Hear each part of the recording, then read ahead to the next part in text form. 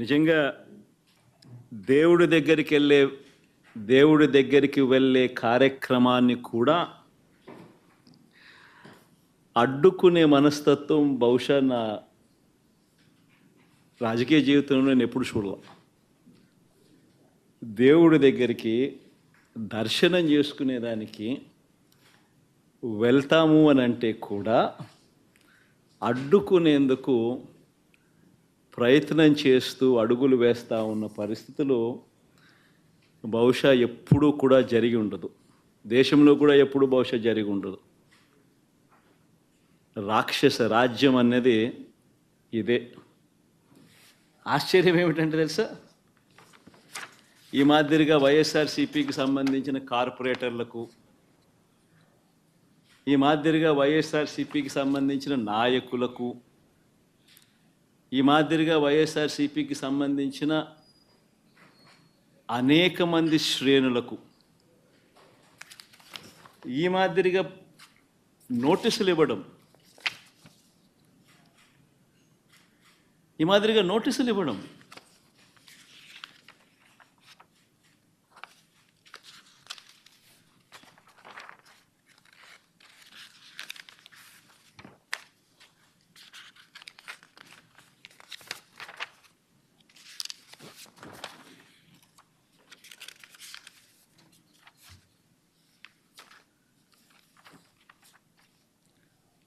నోటీసులో ఏమని రాస్తారు?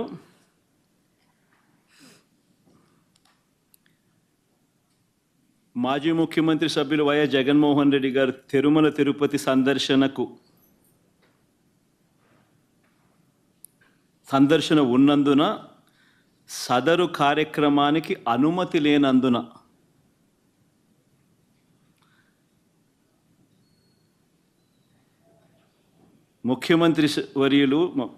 మాజీ ముఖ్యమంత్రి వర్యులు వైఎస్ జగన్మోహన్ రెడ్డి గారి తిరుమల తిరుపతి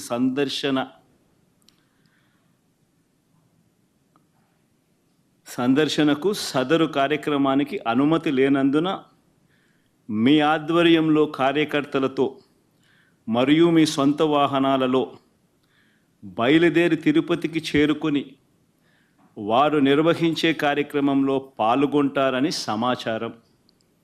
కావున అనుమతి లేని పై తెలిపిన కార్యక్రమమందు పాల్గొనడం చట్టరీత్యా వ్యతిరేకమని తెలియజేస్తూ ఇవ్వబడుతున్న నోటీసు.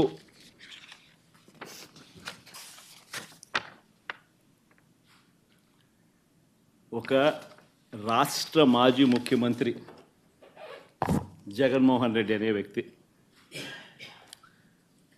ఒక రాష్ట్ర మాజీ ముఖ్యమంత్రి అయిన జగన్మోహన్ రెడ్డికి తిరుమల తిరుపతి దేవస్థానంలో దేవుడిని దర్శించుకునేందుకు వెళ్తాను అనంటే, వెళుతున్న నేపథ్యంలో మీకు పర్మిషన్ లేదు,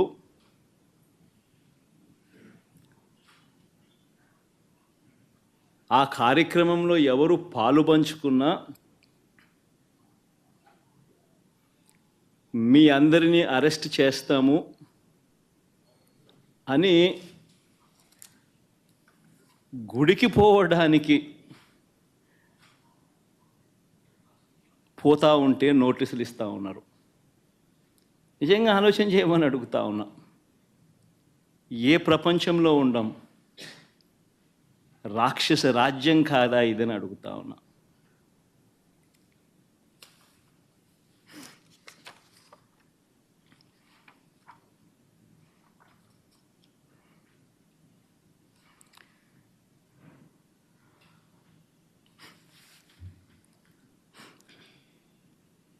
ఒకవైపునేమో నన్ను ఇలా వెళ్ళనివ్వకుండా, ఒకవైపున వైఎస్ఆర్సీపీ శ్రేణులెవరూ కూడా వెళ్ళనివ్వకుండా ఈ మాదిరిగా నోటీసులు ఒకవైపున ఇస్తూ,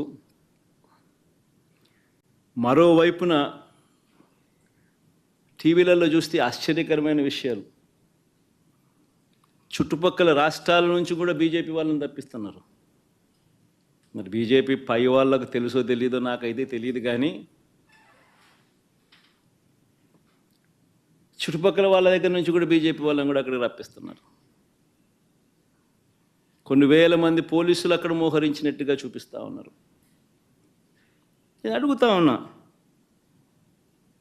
ఎందుకు ఇంతగా టాపిక్ డైవర్ట్ చేయడానికి కోసం ఎందుకు ప్రయత్నం చేస్తూ ఉన్నారు? ఎందుకు ఇలా టాపిక్ డైవర్ట్ చేయడం కోసం ఎందుకు ఇంత ఆరాట పడతా ఉన్నారు?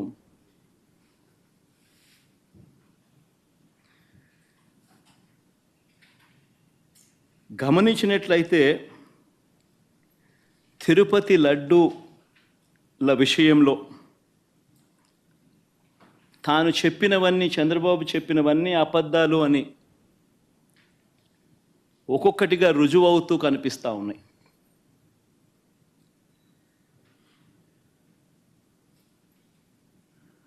ఆ కనిపించే నేపథ్యంలో 100 రోజుల పాలన మీద టాపిక్ డైవర్ట్ చేస్తూ లడ్డూల టాపిక్ తీసుకొచ్చాడు. ఆ లడ్డూల టాపిక్లో చంద్రబాబు నాయుడు అడ్డగోలుగా తప్పు చేసి గుడి పవిత్రతను దెబ్బతీస్తూ అడ్డగోలుగా దొరికిపోయేసరికి మళ్ళీ ఈ టాపిక్ను డైవర్ట్ చేసేందుకు, లడ్డూల టాపిక్ను డైవర్ట్ చేసేందుకు కొత్తగా ఇప్పుడు డిక్లరేషన్ టాపిక్ తీసుకొచ్చి మళ్ళీ అది ఇంకొక రాజకీయం చేస్తూ ఉన్నారు. ఒకసారి గమనించినట్టయితే తిరుమల పవిత్రతను, స్వామివారి ప్రసాదం విశిష్టతను, తిరుమల పవిత్రతను, స్వామివారి ప్రసాదము విశిష్టతను, తిరుపతి దేవస్థానం పేరు ప్రఖ్యాతలను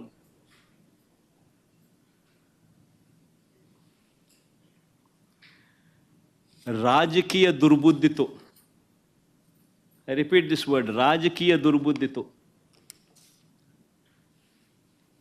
జంతువుల కొవ్వుతో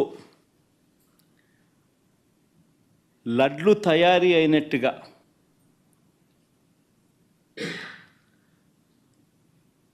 ఒక జరగని విషయాన్ని జరిగినట్టుగా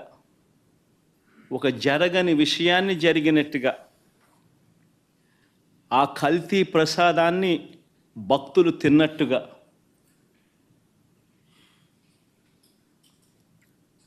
నిజంగా ఒక ముఖ్యమంత్రి స్థానంలో ఉన్న వ్యక్తి తెలిసి అబద్ధాలు ఆడుతూ, అసత్యాలు చెబుతూ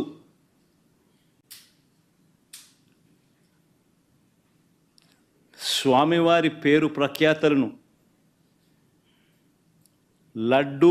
తిరుపతి లడ్డు విశిష్టతను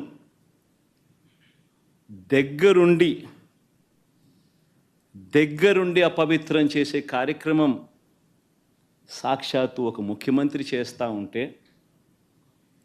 ఇంతకన్నా దారుణం ఎక్కడైనా ఉంటుందా, ఇంతకన్నా అధర్మం ఎక్కడైనా ఉంటుందా అని ఆలోచన చేయమని అడుగుతా ఉన్నా.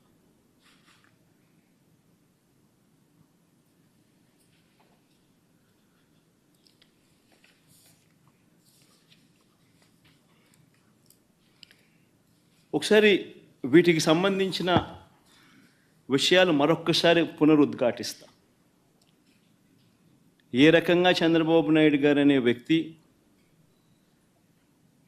ఏ రకంగా తాను అబద్ధాలు చెబుతూ అబద్ధాలకు ఏ రకంగా తాను రెక్కలు కట్టాడు అన్న విషయాలను మరొక్కసారి మీ అందరికీ కూడా ఆధారాలతో సహా చూపిస్తా. రాష్ట్ర ప్రజలందరికీ కూడా, రాష్ట్ర ప్రజలే కాదు దేశ ప్రజలందరూ కూడా ఈ దారుణాన్ని ఒకసారి చూడమని చెప్పి విజ్ఞప్తి చేస్తా ఉన్నా. ఒకసారి గమనించినట్టయితే మామూలుగా ఈ టెండర్ల ప్రక్రియ, మామూలుగా ఈ తిరుపతి లడ్డుకు సంబంధించిన ఇవి కొనుగోలు చేసే నెయ్యి కానీ, ఈ పదార్థాలు కానీ కొనుగోలు చేసే ఈ కార్యక్రమం 6 నెలలకు ఒకసారి జరుగుతూ ఉంటుంది. తిరుపతిలో నెయ్యి కొనుగోలు చేసే కార్యక్రమం ప్రతి 6 నెలలకు ఒకసారి రొటీన్గా జరిగే కార్యక్రమం. దీనికి సంబంధించి దశాబ్దాలుగా జరుగుతూ ఉన్న కార్యక్రమం ఇది. ఇదేదో కొత్తగా ఒకరి వల్ల ఇప్పుడు జరుగుతూ ఉన్న కార్యక్రమం కాదు ఇది. 6 నెలలకు ఒకసారి ఈ టెండర్లు పిలుస్తారు. 6 నెలలకు ఒకసారి ఈ టెండర్ల ద్వారా ఎవరైనా కూడా క్వాలిఫై అయితే ఎవరైనా కూడా పార్టిసిపేట్ చేయొచ్చు. ఈ క్వాలిఫికేషన్ క్రైటీరియా కూడా ఇప్పుడు ఏదో కొత్తగా పెట్టినవి అంతకన్నా కాదు. ఇవన్నీ రొటీన్గా దశాబ్దాలుగా జరుగుతూ ఉండేటివి. తిరుపతి లడ్డు అంటే విశిష్టత ఉంది. వాళ్ళు తిరుపతి లడ్డు అని అంటే నా చిన్నప్పటి నుంచి కూడా తిరుపతి లడ్డు అని అంటే ఒక విశిష్టతగా దాన్ని చూసే పరిస్థితి. దాంట్లో ఉన్న టేస్టు వేరే లడ్లలో ఉండని టేస్ట్. ఇది మనందరికీ కూడా చిన్నతనం నుంచి మనమంతా కూడా చూస్తూనే ఉన్నాం. దశాబ్దాలుగా ఈ ప్రక్రియ జరుగుతూ ఉంది తిరుపతిలో. అలాంటి ఈ ప్రక్రియ ఒకసారి గమనించినట్లయితే అదే ప్రక్రియలో భాగంగా ప్రతి 6 నెలలకు ఒకసారి టెండర్లు పిలిచే కార్యక్రమం జరుగుతుంది. టెండర్లలో ఎవరైనా క్వాలిఫై అయిన వాళ్ళు ఎవరైనా పార్టిసిపేట్ చేయొచ్చు. ఆ క్వాలిఫై అయిన వాళ్ళలో L1 ఎవరికైతే వస్తుందో, తక్కువ రేటు ఎవరైతే కోట్ చేస్తారో వాళ్ళకు న్యాచురల్గా టీటీడీ బోర్డు టెండర్ను అప్రూవ్ చేస్తుంది. ఇది ఒక రొటీన్ ప్రక్రియ. దీంట్లో గవర్నమెంట్కి సంబంధమే ఉండదు వాస్తవం చెప్పాలంటే. టీటీడీ బోర్డు అన్నది కూడా ఒక ప్రసిద్ధికాంచిన బోర్డు. మామూలుగా దాంట్లో బోర్డులో సభ్యులు కూడా దేశం మొత్తం నుంచి కూడా దాంట్లో సభ్యత్వం తీసుకుంటారు. కేంద్ర మంత్రులు రికమెండేషన్ చేస్తారు టీటీడీ బోర్డుకు సంబంధించిన బోర్డు మెంబర్స్ను. చుట్టుపక్కల రాష్ట్రాల ముఖ్యమంత్రులు కూడా రికమెండ్ చేస్తారు టీటీడీ బోర్డుకు సంబంధించిన బోర్డు సభ్యత్వం కోసం. అంటే వాళ్ళ రాష్ట్రాలలో వాళ్ళు విశిష్టత ఉన్న వ్యక్తులనుగా భావించిన వాళ్ళు రికమెండ్ చేస్తారు. అటువంటి కూర్పుతో కూడిన టీటీడీ బోర్డు అది. అక్కడ ఉన్న వాళ్ళు ఎవరు కూడా తప్పు చేయాలనుకున్నా కూడా తప్పు చేయలేని పారదర్శక పద్ధతిలో టీటీడీలో ఓవర్ ది డికేడ్స్ సిస్టమ్స్ అన్నీ ఇవాల్వ్ అయి ఉన్నాయి. అక్కడ వచ్చే వాళ్ళు కూడా బోర్డు మెంబర్స్ కూడా ప్రసిద్ధిగాంచిన వ్యక్తులు. పారదర్శక విధానంతో దేవునికి ఇంకా ఎలా చేస్తే దేవునికి ఇంకా మంచి చేయాలి అని తాపత్రయంతో అక్కడ బోర్డు మెంబర్స్గా వాళ్ళు కూర్చొని నిర్ణయాలు తీసుకుంటారు. ఇవన్నీ నేను చెప్పేటివన్నీ ఏదైతే చెప్తా ఉన్నామో ఇవన్నీ కూడా మనందరికీ తెలిసిన విషయాలే, వాస్తవాలు. ఇక్కడ ఈ ప్రక్రియలో కూడా ఇదే మాదిరిగానే టెండర్లు పిలిచారు. 6 నెలలకు ఒకసారి పిలిచే ఈ టెండరింగ్ ప్రక్రియలో ఆ టెండర్లలో క్వాలిఫై అయిన వాళ్ళను L1గా ఎవరైతే వచ్చారో వాళ్ళను టెండర్స్ అప్రూవ్ చేసి వాళ్ళందరికీ కూడా ఇవ్వడం జరిగింది. ఆ టెండర్లలో అప్రూవ్ చేసిన వాళ్ళు ఒక్కరికే పూర్తిగా కూడా ఇచ్చే కార్యక్రమం కూడా జరగదు. వాళ్ళకు 65% మేరకు వాళ్ళకు ఆ మాదిరిగా ఇస్తారు. మిగిలిన వాళ్లకు అదే రేటుకు మిగిలిన వాళ్ళను కూడా తగ్గించి మిగతా వాళ్ళను కూడా ఇచ్చుకుంటూ పోతారు టెండర్లలో పార్టిసిపేట్ చేసిన వాళ్ళకు కూడా. ఇది రొటీన్గా జరుగుతూ ఉన్న కార్యక్రమాలు దశాబ్దాలుగా. ఇదే మాదిరిగా సప్లై చేసే వాళ్ళు సప్లై చేస్తూ పోతున్నారు. సప్లై చేసే మెకానిజంలో కూడా రోబస్ట్ పద్ధతులు ఉన్నాయి. ఎవరైతే క్వాలిఫై అవుతారో వాళ్ళు సప్లై చేసే ప్రతి ట్యాంకర్తో పాటు NABL సర్టిఫైడ్ ల్యాబ్స్ నుంచి వాళ్ళు క్వాలిటీ చెక్ చేయించుకొని ఆ ట్యాంకర్లలో ఉన్న ప్రోడక్ట్ క్వాలిటీని నిర్ధారిస్తూ ఒక సర్టిఫికెట్ తీసుకొని వస్తారు. వచ్చిన తర్వాత ఆ ట్యాంకర్ ఆ సర్టిఫికెట్తో వచ్చిన తర్వాత కూడా తిరుమల తిరుపతి దేవస్థానంలో మళ్ళీ 3 టెస్టులు 3 శాంపుల్స్ చేస్తారు ప్రతి ట్యాంకర్కు. This is a protocol, mandatory protocol ఇది. ఆ 3 టెస్టులు పాస్ అయితేనే ఏ వెహికల్ అయినా కూడా ముందుకు పోనిస్తారు. ఆ 3 టెస్టులలో ఏ టెస్ట్ ఫెయిల్ అయినా కూడా అసలు వెహికల్ ముందుకు కూడా పోదు, తిరిగి వెనక్కి పంపించేస్తారు. ఈ ప్రక్రియ దశాబ్దాలుగా జరుగుతూ ఉంది. చంద్రబాబు నాయుడు గారి హయాంలో 2014 నుంచి 19 మధ్యలో 14 నుంచి 15 సార్లు చంద్రబాబు నాయుడు హయాంలో ఇలానే ట్యాంకర్లు వస్తే క్వాలిటీ లేదని రిజెక్ట్ చేశారు.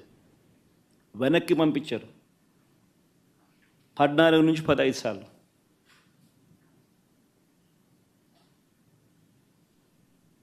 మంచిది. ఒక రోబస్ట్ ప్రక్రియ అన్నది ఒకటి ఉంది.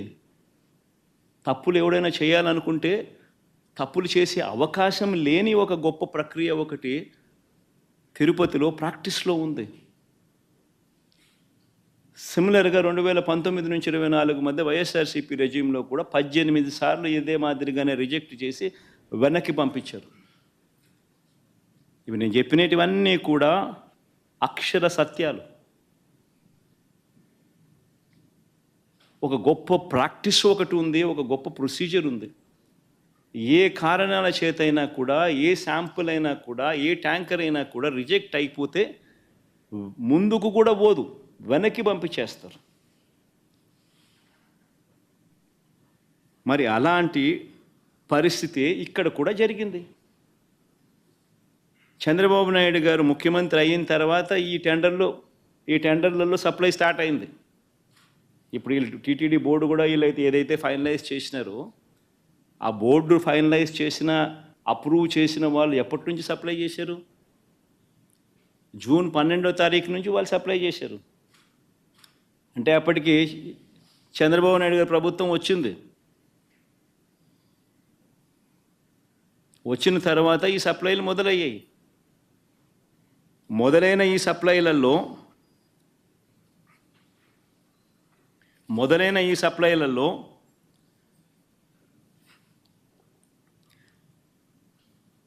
జూన్ 12, జూన్ 21, జూన్ 25, జూలై 4న వచ్చిన ట్యాంకర్లన్నీ టెస్టులలో పాస్ అయి ముందుకు కదిలాయి, లడ్లలో ఉపయోగించారు. జూలై 6న 2 ట్యాంకర్లు, జూలై 12న ఇంకో 2 ట్యాంకర్లు రావడము, ఈ 4 ట్యాంకర్లలో ఏదైతే వచ్చాయో అవి టెస్టులు ఫెయిల్ అయినాయి. ఈ టెస్టులు ఫెయిల్ అయితే మామూలుగా వెనక్కి పంపించే కార్యక్రమం జరిగింది. ఈ టెస్టులు ఫెయిల్ అయినప్పుడు ఈ 3 టెస్టులు చేసిన తర్వాత వెనక్కి పంపించేదానికి పక్కన పెట్టేసి మామూలుగా CFTRI central food technological research institute మైసూరుకు పంపిస్తారు. డౌట్లు ఇంకా ఫర్దర్గా ఏమైనా ఒక్కొక్కసారి ర్యాండమ్గా కూడా పంపిస్తూ ఉంటాం. ఫర్దర్గా ఏదైనా వెరిఫై చేసేదానికైనా కదా. కానీ ఇక్కడ మాత్రం గుజరాత్కు పంపించారు NDDB. ఫస్ట్ టైం TTDలో జరిగిన ఘటన ఇది. NDDB was brought into the picture for the first time.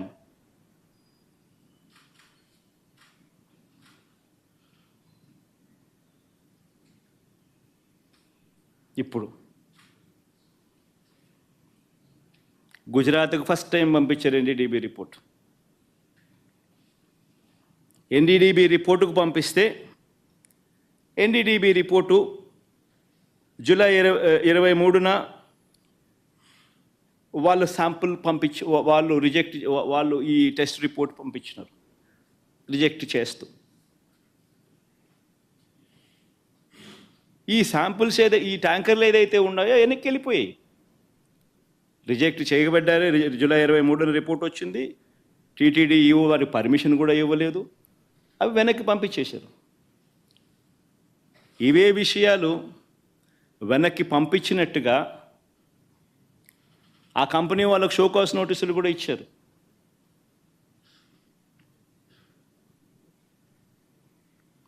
మీ ట్యాంకర్లు మీకు వెనక్కి పంపించేసేస్తున్నాం, పంపించడంతో పాటు మీకు షోకాస్ నోటీస్ కూడా ఇస్తున్నాము అని చెప్పి కూడా ఇచ్చారు.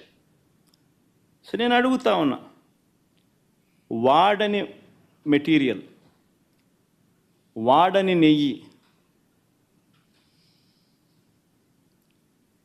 క్లియర్గా వాడని నెయ్యి అని చెప్పి క్లియర్గా తెలుస్తూ ఉన్నా. ఆ నెయ్యి వాడకంలో వాడలేదు అని తెలుస్తూ ఉన్నా.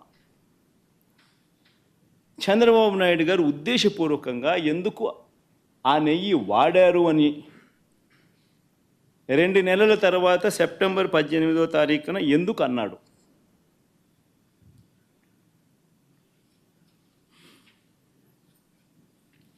ఒకసారి ఈ వీడియో క్లిప్పింగ్లో ఒకసారి వినండి.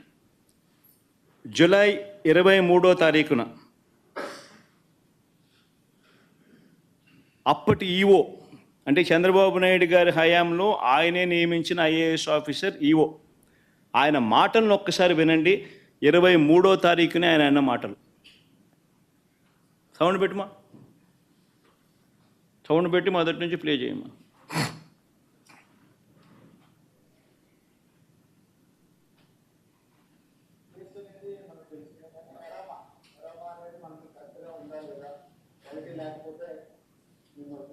చర్యలు తీసుకుంటాను. కొందరు మేనేజ్మెంట్ వాళ్ళు వచ్చారు, ఒక్కొక్కరు మాట్లాడుతుంటారు. చెప్పిన తర్వాత కొంతమంది ఇంప్రూవ్ చేశారు. ఆ శాంపుల్స్లో అడల్టరేషన్ ఉందని తెలియదు. అడల్టరేషన్ ఏం అడల్టరేషన్ ఉందంటే వెజిటబుల్ ఫ్యాట్స్. వెజిటబుల్ ఫ్యాట్స్ అంటే వనస్పతి అంటాం కదా, వెజిటబుల్ బియ్య వనస్పతి అది తెలిసిందని తెలిసింది. ఆ సప్లైకి బ్లాక్ లిస్ట్ చేయడానికి షోకాజ్ నోటీస్ ఇవ్వడం జరిగింది.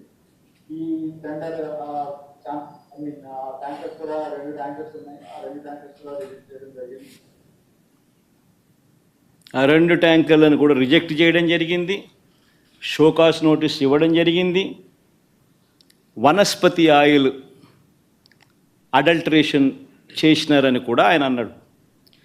మరి క్లియర్ కట్గా 23వ తారీఖునే, జూలై 23వ తారీఖునే ఈఓ వెరీ క్లియర్గా వాడకంలోకి ఇది తీసుకొని రాలేదు అని చెప్పి ఇంత క్రిస్టల్ క్లియర్గా చెప్పినా కూడా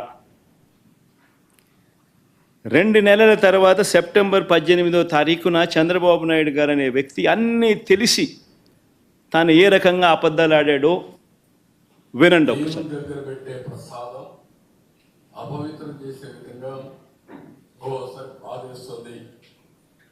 నాసి రకమైన ఇంగ్రీడియంట్సే కాకుండా ఎనిమల్ ఫ్యాట్ కూడా వాడారని,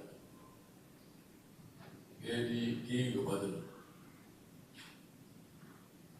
గీకి బదులు యానిమల్ ఫ్యాట్ కూడా వాడారని, లడ్లు తయారయ్యాయని, భక్తులకు పంచారని, భక్తులు తిన్నారని, ఏకంగా సాక్షాత్తు ఒక ముఖ్యమంత్రి అన్నీ తెలిసిన వ్యక్తి అబద్ధాలు ఆడడం.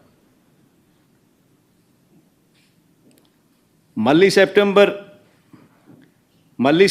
20వ తారీఖున ఈఓ మళ్ళీ ఇచ్చిన ఇంటర్వ్యూ, చంద్రబాబు నాయుడు గారు 18వ తారీఖున తాను ఈ మాటను మాట్లాడితే సెప్టెంబర్ 19వ తారీఖున, అంటే చంద్రబాబు నాయుడు మాట్లాడిన మరుసటి రోజే సెప్టెంబర్ 19వ తారీఖున ఏకంగా తెలుగుదేశం పార్టీ వాళ్ళు వాళ్ళ తెలుగుదేశం పార్టీ ఆఫీస్ నుంచి ఈ ఎన్డీడీబీ గుజరాత్ నుంచి తెప్పించిన ఈ కాన్ఫిడెన్షియల్ రిపోర్టును రిలీజ్ చేస్తారు తెలుగుదేశం పార్టీ ఆఫీస్ నుంచి సెప్టెంబర్ 19వ తారీఖున. అంటే చంద్రబాబు నాయుడు 18వ తారీఖున మాట్లాడతాడు అబద్ధాలు వల్ల వేస్తూ. సెప్టెంబర్ 19వ తారీఖున అంటే మరుసటి రోజు తెలుగుదేశం పార్టీ ఆఫీస్లో నుంచి ఈ రిపోర్ట్ రిలీజ్ చేస్తారు. ఈ ఎన్డీడీబీ రిపోర్ట్, గుజరాత్ నుంచి వచ్చిన ఈ కాన్ఫిడెన్షియల్ రిపోర్టును తెలుగుదేశం పార్టీ ఆఫీస్ రిలీజ్ చేస్తుంది. చేసిన తర్వాత మళ్ళీ 20వ తారీఖున టీటీడీ ఈఓ తాను ప్రెస్లో మాట్లాడుతూ తానేమన్నాడో ఒక్కసారి విందాం. Four tankers have been kept aside, and then they were kept aside so that they can be used when the reports come clear. But the reports unfortunately didn't come clear, and we rejected, we sent it, and then we stopped from that supply. 20వ తారీఖున మళ్ళీ reconfirm చేశాడు EO. ట్యాంకర్లలో వచ్చిన నెయ్యిని మేము వాడలేదు. ఆ reports సరిగ్గా రాని నేపథ్యంలో ఆ రిపోర్ట్స్ను ఆధారంగా ఆ ట్యాంకర్లను వెనక్కి పంపించేశాము అని మళ్ళీ రీఇటరేట్ చేసినాడు. మరొక్కసారి మళ్ళీ ధృవీకరించాడు ఈవో. ఇవ్వడమే కాక అఫీషియల్గా సెప్టెంబర్ 22వ తారీఖున 20వ తారీఖున ఆ మాట చెప్పాడు. 22వ తారీఖున ఏకంగా ఈవో తాను సంతకం చేసి, ఇది ఈవో సంతకం,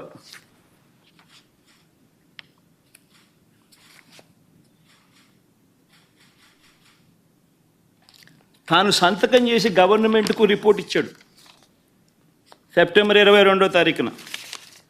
ఆ రిపోర్ట్లో ఆయన ఏమని ఇచ్చాడు?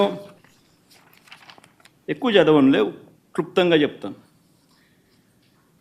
హీ వాజ్ సెలెక్టెడ్ ఇన్ ఈ టెండర్, త్రూ ఈ టెండర్ ద్వారా సెలెక్ట్ అయ్యారు. Started supply from 12th June 2024. However, his two tankers on 6th July and two more tankers on 15th July were found to be of poor quality during our physical verification. Tarvata, accordingly, 4 samples were sent to NDDB lab, NDDP lab, Anand, Gujarat, confidentially for testing its quality. Confidentially అనే పదం నేను ఇక retreat చేస్తున్నాను. Confidentially for testing its quality. The report was received on 16th July and 23rd July. The adulterated cow ghee tankers supplied by the dairy was returned back. Vanaki పంపించేశాం and stopped further supplies from them, and show cause notice was issued to them.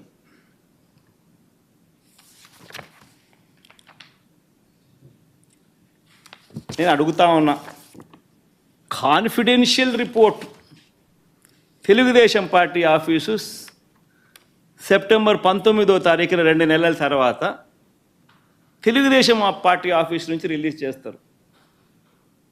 ఈ గుజరాత్ నుంచి వచ్చిన ఈ NDDB report.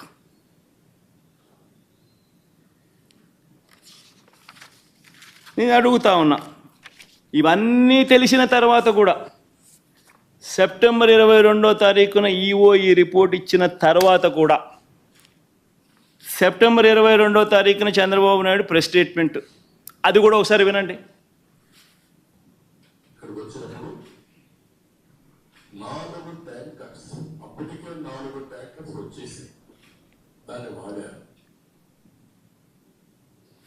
అంటే చంద్రబాబు నాయుడు ఇంత report వచ్చిన తర్వాత, EO ఇన్నిసార్లు statement ఇచ్చిన తర్వాత, ఇంత చెప్పిన తర్వాత కూడా 22వ తారీఖున చంద్రబాబు నాయుడు మళ్ళా ప్రెస్ మీట్ పెట్టి ట్యాంకర్లు వచ్చేసాయి, దాన్ని వాడేశారు అని మళ్ళా అబద్ధాలు ఆడుతూ మళ్ళీ చెప్తాడు. నేను అడుగుతా ఉన్నా, ముఖ్యమంత్రి స్థానంలో ఉన్న వ్యక్తి కేవలం రాజకీయంగా లబ్ధి పొందేందుకు ఈ మాదిరిగా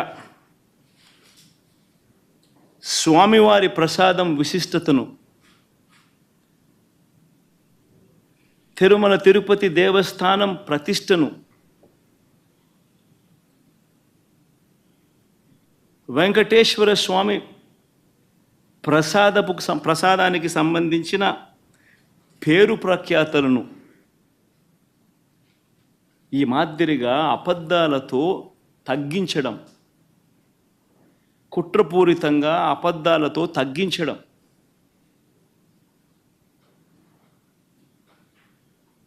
అపవిత్రత కాదా అని అడుగుతా ఉన్నా.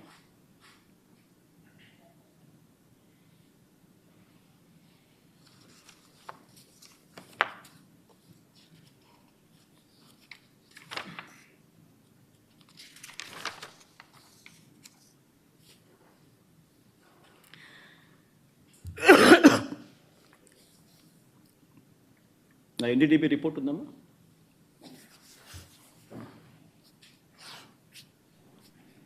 పోనీ ఆ ఎన్డీడీబీ రిపోర్ట్, ఆ గుజరాత్ నుంచి వచ్చిన ఎన్డీడీబీ రిపోర్ట్, పోనీ ఆ రిపోర్ట్ అన్నా కానీ ఖచ్చితత్వం ఉందా? ఆ రిపోర్ట్ అయినా ఖచ్చితమైన రిపోర్టా అని అంటే ఒకసారి గమనిస్తే ఆ రిపోర్ట్లో వాళ్ళే డిస్క్లైమర్లు రాసినారు. ఆ రిపోర్ట్లో వాళ్ళే డిస్క్లైమర్లు రాశారు. ఆ రిపోర్ట్ ఒకసారి కూడా చూపించుకో, తప్పేముంది. ఆ రిపోర్ట్ డిస్క్లైమర్ చూపించు, ఆ రిపోర్ట్ టెలికాస్ట్ పెట్టండి. ఆ రిపోర్ట్లో వాళ్ళే డిస్క్లైమర్ రాశారు. ఏమని రాశారు? ది ఎస్ వాల్యూ అంటే ఉండాల్సిన స్టాండర్డ్ వాల్యూ కన్నా ఉన్న స్టాండర్డ్ వాల్యూ ఆ శాంపుల్స్లో డీవియేషన్స్ ఉన్నాయి. కానీ హౌఎవర్ కానీ ఈ సర్కమ్స్టాన్సెస్లో ఒక falls positive result can also be obtained. అంటే ఇలాంటి సర్కమ్స్టాన్సెస్లో ఒక falls positive result can also be obtained అని డిస్క్లైమర్ కూడా ఇచ్చారు. ఆ falls positive result can be obtained అనే డిస్క్లైమర్లో వాళ్ళు ఇచ్చిన పరిస్థితులు ఏమిటంటే, if the milk is obtained from bovine milk other than cow's milk,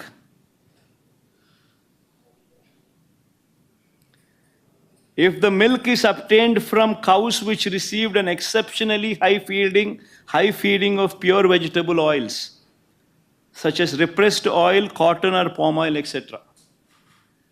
అంటే ఈ శాంపుల్ గన ఆవుల దగ్గర నుంచి ఆ ఆవులు high feeding of pure vegetable oils such as repressed oil, cotton, palm oil ఇటువంటివి తిన్న పరిస్థితులు ఆ ఆవులో ఉంటే ఈ రిపోర్ట్లు ఈ మాదిరిగా రావచ్చు అని కూడా చెప్పడం జరిగింది.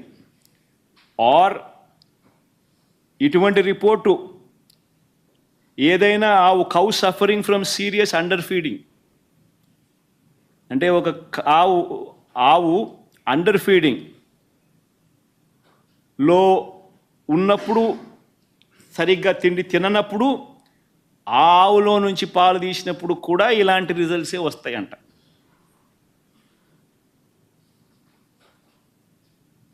ఇవన్నీ రిపోర్ట్లో వాళ్ళు డిస్క్లైమర్స్ కింద రాసినారు. ఇదేదో ఖచ్చితమైన రిపోర్టా అంటే అది కాదు. మరి ఇవన్నీ తెలిసి చంద్రబాబు నాయుడు కావాలని అబద్ధాలు ఆడుతూ తిరుపతి వెంకటేశ్వర స్వామి వారి విశిష్టతను, ప్రసాదానికి సంబంధించిన పవిత్రతను దగ్గర ఉండి కావాలని అబద్ధాలు చెప్పి అనుమానపు బీజాలు ప్రసాదం పుచ్చుకునే ప్రతి ఒక్కరిలోనూ లేపడం దుర్మార్గం కాదా అని అడుగుతా ఉన్నా.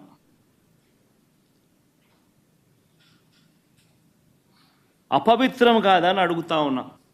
నీ రాజకీయ స్వార్థం కోసం వెంకటేశ్వర స్వామి ప్రతిష్టను దిగజారుస్తూ ఉన్నాం. నీ రాజకీయ స్వార్థం కోసం వెంకటేశ్వర స్వామి ప్రసాదానికి సంబంధించిన విశిష్టతను దిగజారుస్తూ ఉన్నాం. జరగనిది జరిగినట్టుగా, అనిమల్ ఫ్యాట్తో తయారు చేసినట్టుగా ఒక అబద్ధాన్ని ప్రచారం చేస్తూ ఉన్నాం.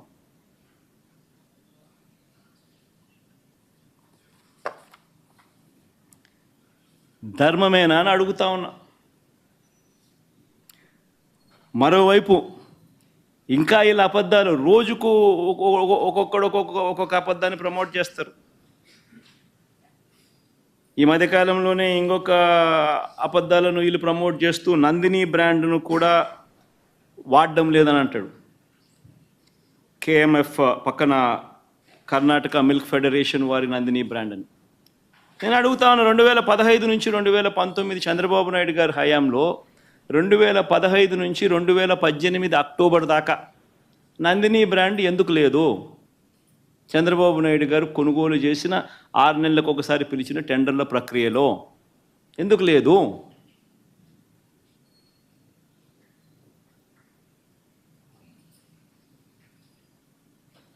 నందిని వాళ్ళు కూడా అప్పుడప్పుడు పార్టిసిపేట్ చేస్తారు, అప్పుడప్పుడు పార్టిసిపేట్ చేయరు. మన హయాంలో కూడా 2019 తర్వాత మన హయాంలో కూడా నందిని వాళ్ళు అప్పుడప్పుడు పార్టిసిపేట్ చేశారు.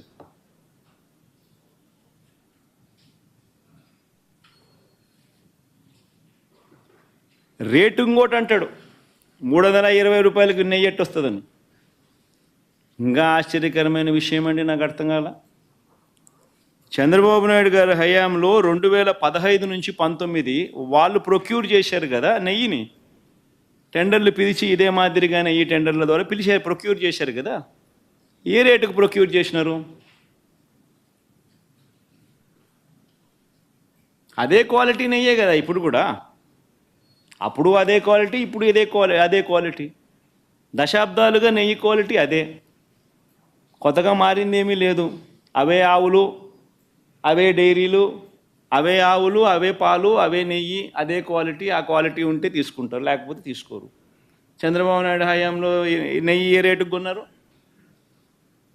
276 రూపాయలు 2015లో కొన్నారు టెండర్ల ద్వారానే. 2019 జనవరిలో, అంటే ఆయన చివరి దాంట్లో 324 రూపాయలు కొన్నారు. మరి అదేటప్పుడు ఇక్కడ 320 కొంటే తప్పేముందయా? ఉన్న రేట్ అది. వాళ్ళు టెండర్లలో వాళ్ళు కోట్ చేసినారు, L1 కింద ఎవడైతే వాళ్ళకి ఇచ్చినారు. ఏం తప్పు జరుగుతూ ఉంది? నీ హయాం అంతా ఇదే రేట్లతోనే జరిగాయి, కొనుగోలు చేశారు. మరి ఇప్పుడు కూడా అదే రేట్లతోనే కొనుగోలు జరుగుతూ ఉంది. కేవలం చంద్రబాబు నాయుడు ఇప్పుడు ఆయన హెరిటేజ్ పాలను కార్టెల్ ఫామ్ చేసి నెయ్యి రేట్లు పెంచేసి ఆ కార్టెల్లో చంద్రబాబు నాయుడు హెరిటేజ్ కంపెనీ లాభపడాలనే ఉద్దేశంతో కొత్తగా ఇప్పుడు రేట్లు పెంచడం కోసం అని చెప్పి కొత్తగా ఇప్పుడు మాట్లాడుతూ ఉన్నాడు చంద్రబాబు నాయుడు. అదే క్వాలిటీ నెయ్యి, అయ్యే స్పెసిఫికేషన్స్ నువ్వు అడిగేది. దశాబ్దాలుగా నువ్వు అయ్యే స్పెసిఫికేషన్స్ అడుగుతున్నావు.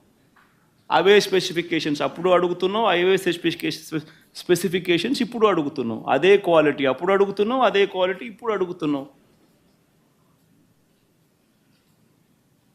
తిరుపతి లడ్డు అన్న విశిష్టత మనం చాలా గొప్పగా చెప్పుకుంటాం. తిరుపతి లడ్డు టేస్ట్ చాలా బాగుంటుంది అని, గొప్ప టేస్ట్ అని.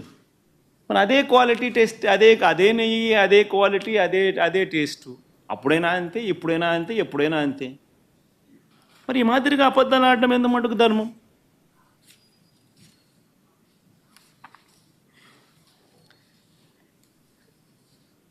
చంద్రబాబు గారి పాపాలు నిజంగా ఒక్కొక్కటిగా కూడా బయటకు వస్తూ ఉన్న నేపథ్యంలో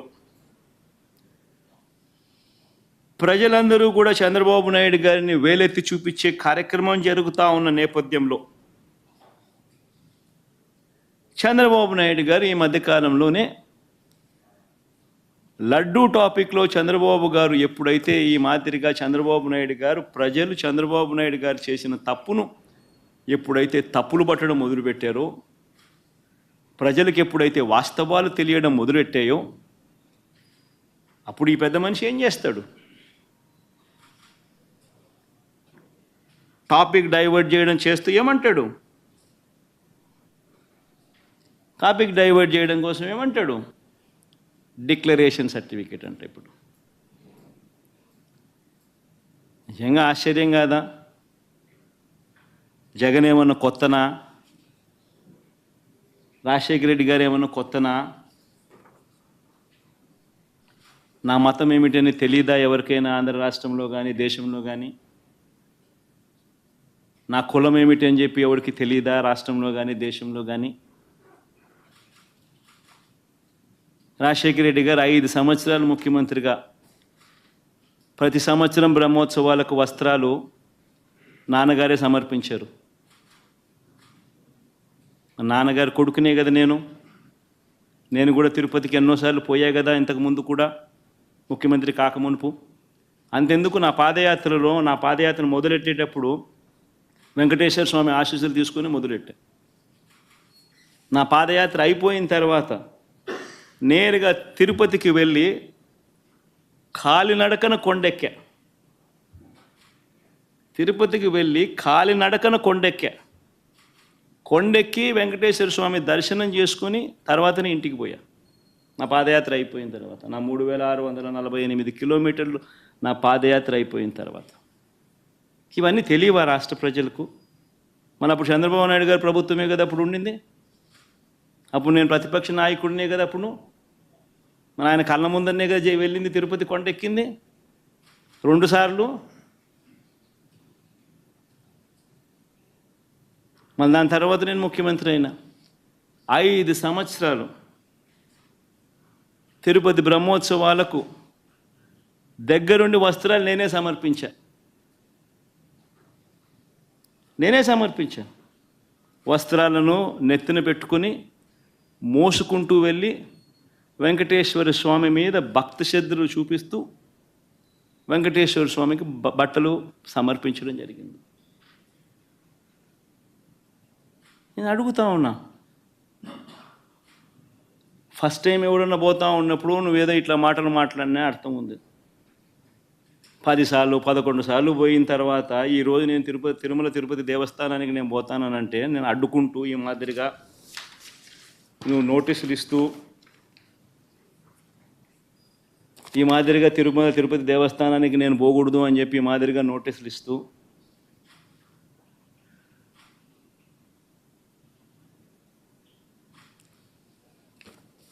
ఈ మాదిరిగా మా ఎమ్మెల్యేలకు మా కార్పొరేటర్లకు అందరికీ కూడా ఈ మాదిరిగా నోటీసులు పంపుతూ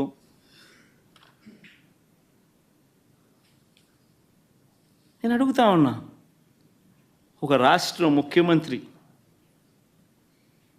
5 సంవత్సరాలు బ్రహ్మోత్సవాలలో తిరుమల తిరుపతి దేవస్థానానికి వస్త్రాలు సమర్పించిన నేను, ఇన్నిసార్లు తిరుమల తిరుపతి దేవస్థానానికి వెళ్ళిన నేను, ఈరోజు తిరుమల తిరుపతి దేవస్థానానికి నేను రాకూడదట, పోకూడదట. కారణం ఏమిటంటే నా మతమట. నేను అడుగుతా ఉన్నా, నా మతం ఏమిటి అని అడుగుతా ఉన్నారు. అడుగుతా ఉన్నా నా మతం ఏమిటని. అవును, 4 గోడల మధ్య నేను బైబిల్ చదువుతాను, తప్పేముందే? బయటికి పోతే హిందూ సాంప్రదాయాలను నేను అనుసరిస్తాను, గౌరవిస్తాను. బయటికి పోతే ఇస్లాంను అనుసరిస్తాను, గౌరవిస్తాను. బయటికి పోతే సిక్కిజంను అనుసరిస్తాను, సిక్కిజంను నేను గౌరవిస్తాను. నా మతం ఏమిటని అడుగుతా ఉన్నారు. నా మతం మానవత్వం. డిక్లరేషన్లో రాసుకుంటానేమో రాసుకుంటా.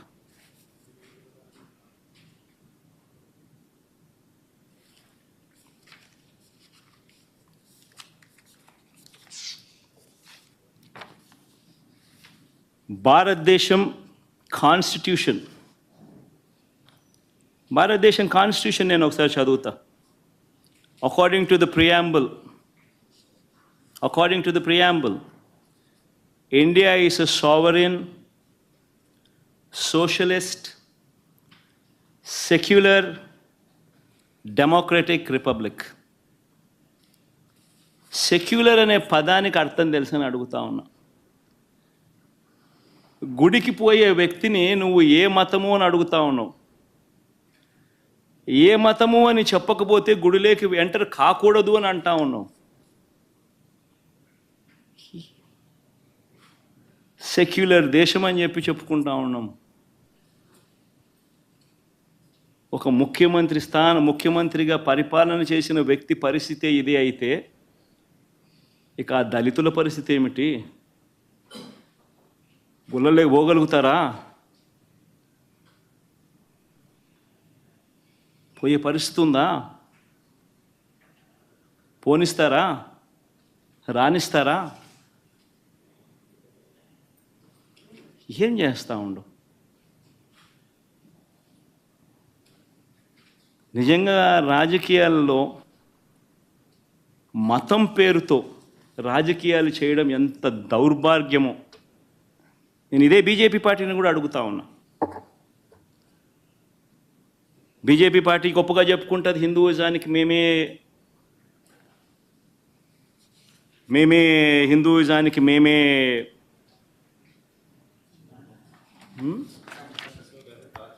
రిప్రజెంటేటివ్స్ను అని చెప్పి చెప్పుకుంటూ ఉంటారు బీజేపీ పార్టీ.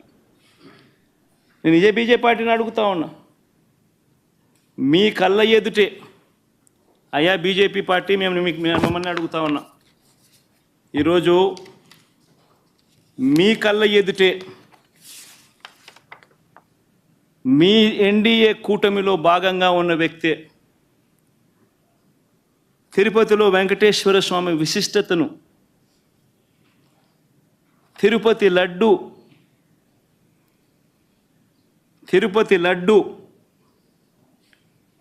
పేరు ప్రఖ్యాతలను, వెంకటేశ్వర స్వామి వైభవాన్ని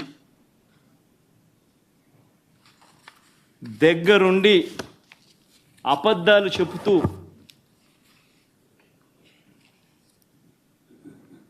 యానిమల్ ఫ్యాట్ వాడకపోయినా కూడా వాడినట్టుగా,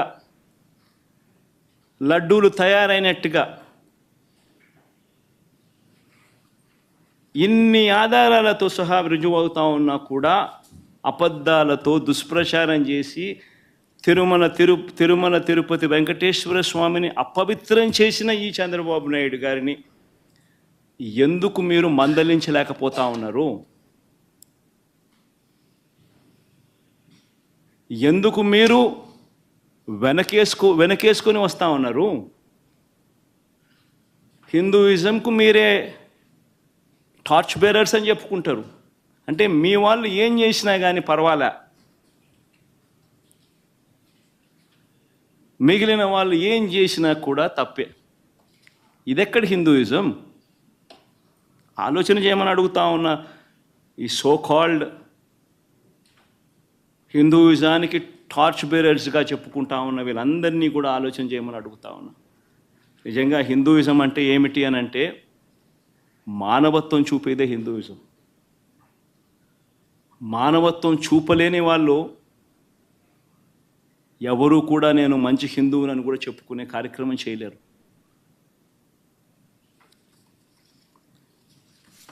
నేను అడుగుతా ఉన్నా, ఇప్పుడు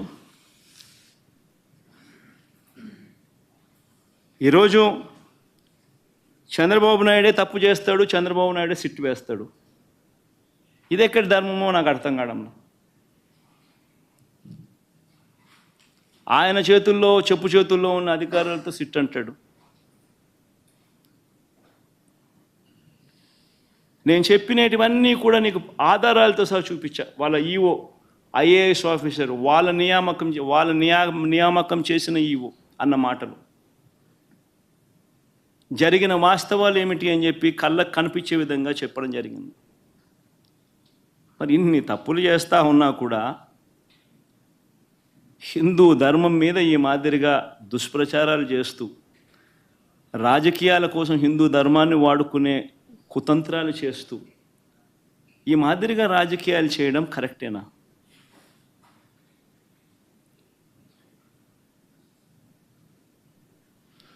ప్రతి ఒక్కరు ఆలోచన చేయమని అడుగుతా ఉన్నాను.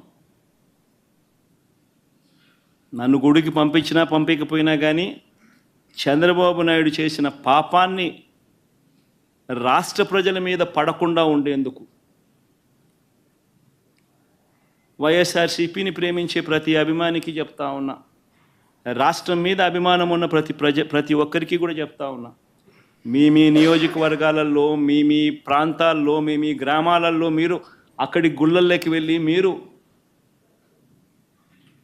పూజలు చేయండి, దేవుణ్ణి అడగండి, దేవుణ్ణి ముక్కండి. చంద్రబాబు నాయుడు తప్పు చేశాడు, మేము కాదు తప్పు చేసింది. చంద్రబాబు నాయుడు తిరుమల తిరుపతి వెంకటేశ్వర స్వామిని తగ్గించినాడు, తిరుమల తిరుపతి ప్రసాదాన్ని విశిష్టతను తగ్గించినాడు, కానీ మేం కాదు తప్పు చేసింది. ఆ దేవుని కోపం ఏదైనా ఉంటే అది చంద్రబాబు నాయుడు వరకే పరిమితం కావాలి తప్ప రాష్ట్రం మీదకి రాకుండా పూజలు చేయమని చెప్పి ప్రతి ఒక్కరిని కూడా కోరుతా ఉన్నా. 4 మాటలు ఇంగ్లీష్లో కూడా మాట్లాడతాను. 4 మాటలు ఇంగ్లీష్లో కూడా చెప్తే ఇంగ్లీష్లో కూడా వాళ్ళకు కూడా అర్థమయ్యే పరిస్థితి కూడా జరుగుతుంది కాబట్టి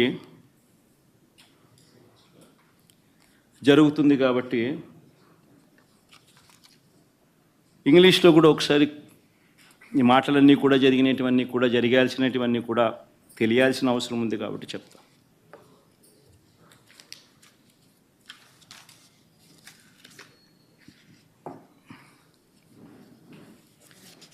Never in the history of Andhra Pradesh,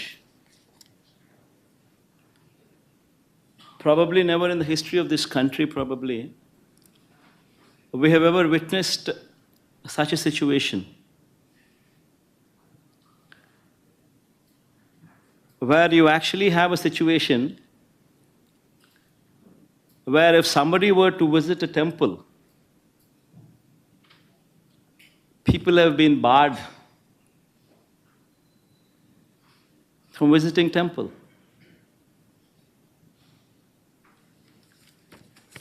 These are the notices given to ISRCP cadre, MLAs, corporators, sarpanches, MPTCs, ZPTCs, this kind of cadre. These are the various notices.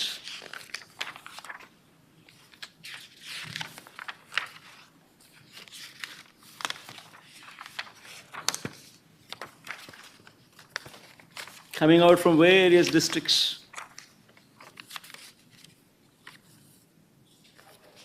And you know what these notices say? They say, even though they are in Telugu, I would translate them into English for better understanding. The notices say that the ex-Chief Minister Y.S. Jagan Mohan Reddy is visiting Tirumala Tirupati Devasthanam, and that program does not have the approval of the government, and if any karyakarta participates in this program, cases would be booked on them. That is the gist of these notices.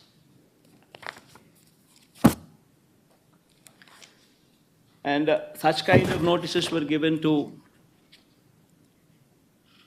the YSRCP cadre, MLAs, everybody, corporators,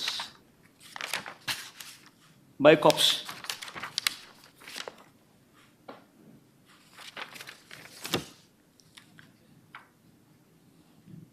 I know the surprising factor is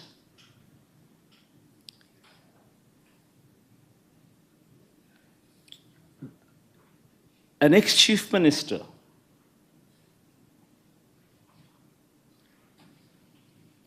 who has visited Tirumala Tirupati Devasthanam temple not once but several times before. Even before becoming the chief minister also, during the beginning of my Padayatra and also during the end of my Padayatra after concluding my 3,648 kilometers of my Padayatra before I returned home, I walked all the way onto the top. And Chandrababu Naidu was the chief minister then. Several times in the past we visited Tirumala Tirupati Devasthanam, even before I became the chief minister. And after I became the chief minister, every year TTD invited me. And on their invitation, I had the opportunity to give clothes to Lord Venkateshwara Swami. Every year. And today, to divert the topic from the deeds that have been committed, from the faults that have been committed by Chandrababu Naidu. They have brought up another topic onto the forefront, barring people from entering the temple.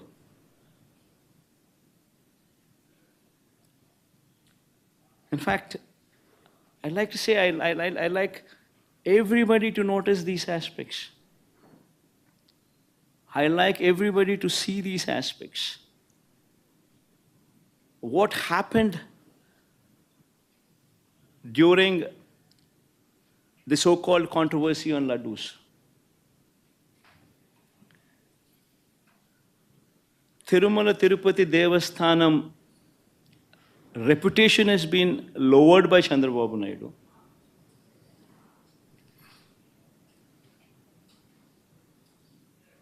The pride of our laddus was diminished by Chandrababu Naidu. He intentionally planted a seed of doubt that the laddus were not good to eat, even though he knew very well that he was lying. I mean, if one were to just see the facts, what took place. See this, the concept of this procurement of material for preparation of laddus or preparation of prasadams is not new. This has been going on for decades.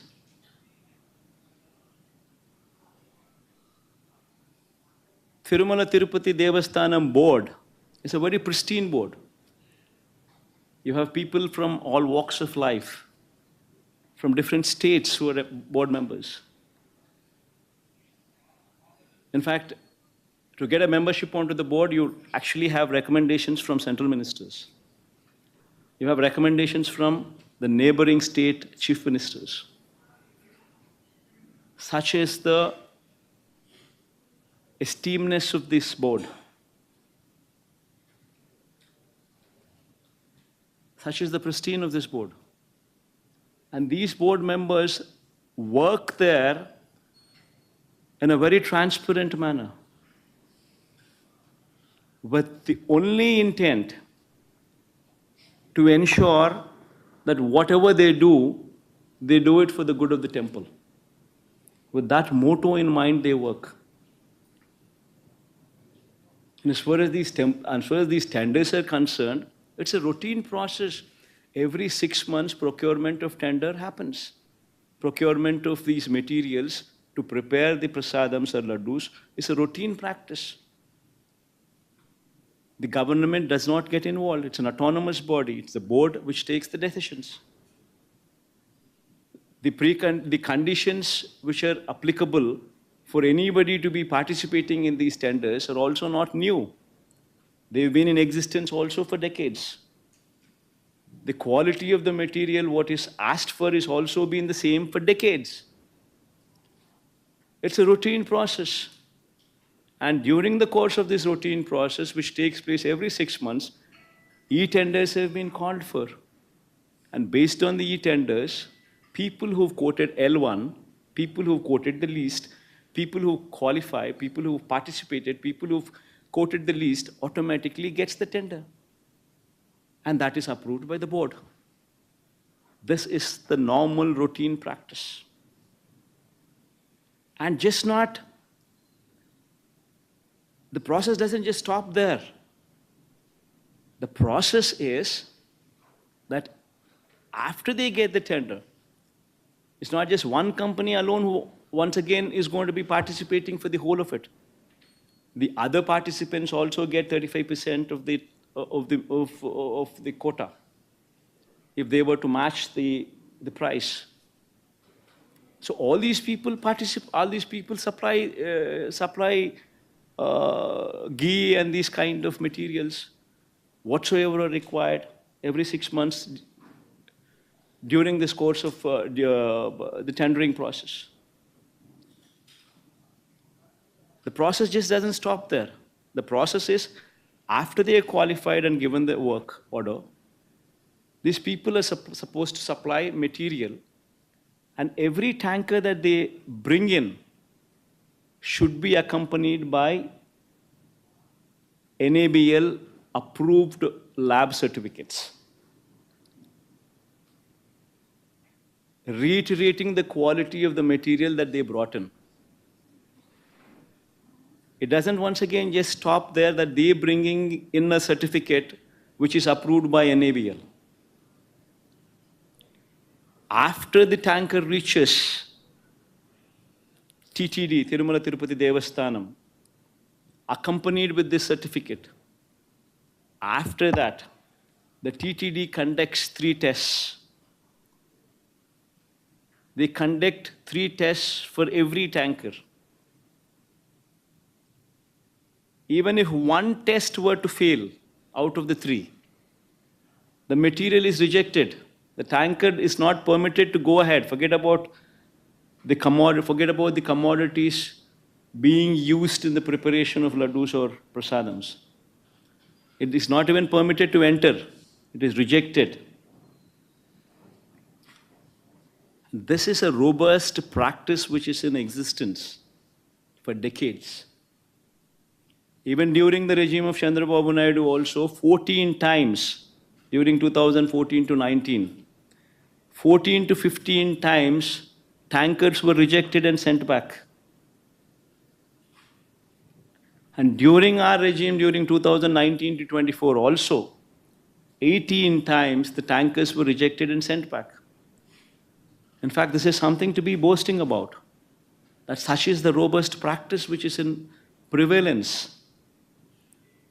That even if somebody were to do some mischief, the tanker is not even permitted to enter the premises.